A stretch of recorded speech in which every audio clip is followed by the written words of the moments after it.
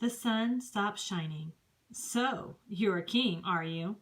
The Roman soldiers jeered. "Then you'll need a robe and a crown." They gave Jesus a crown made out of thorns, and they put a purple robe on him, and pretended to bow down to him. "Your Majesty," they said. Then they whipped him and spat on him.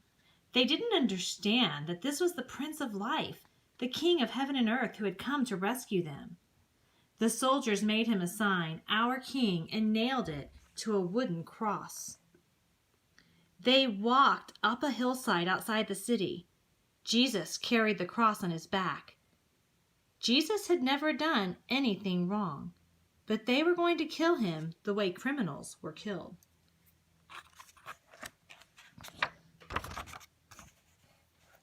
They nailed Jesus to the cross. "Father, forgive them," Jesus gasped. "They don't understand what they are doing."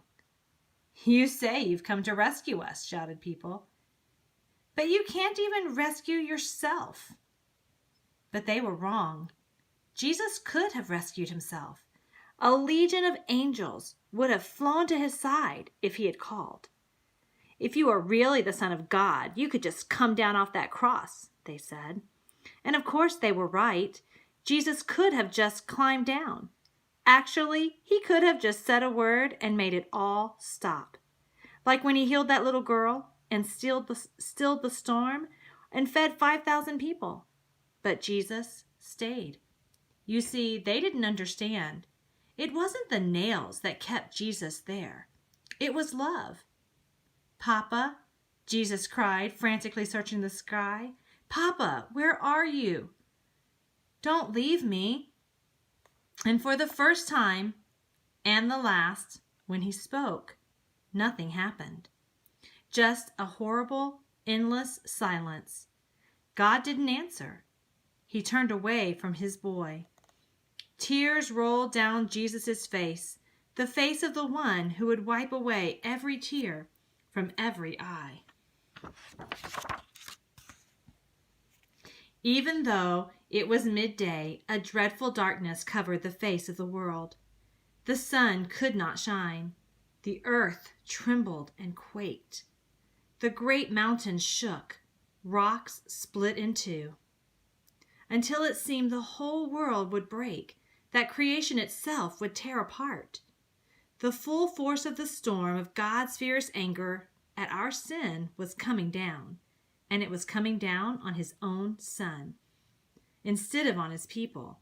It was the only way God could destroy sin and not destroy his children whose hearts were filled with sin. Then Jesus shouted in a loud voice, "It is finished!" And it was. He had done it. Jesus had rescued the whole world. "Father," Jesus cried, "I give you my life." And with a great sigh, he let himself die. Strange clouds and shadows filled the sky, purple, orange, black, like a bruise.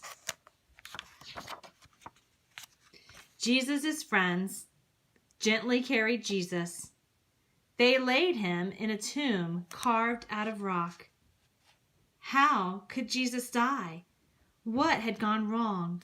What did it mean? They didn't know anything anymore, except they did know their hearts were breaking. "That's the end of Jesus," the leader said. But just to be sure, they sent soldiers, strong soldiers, to guard the tomb. They hauled a huge stone in front of the door of the tomb so that no one could get in. Or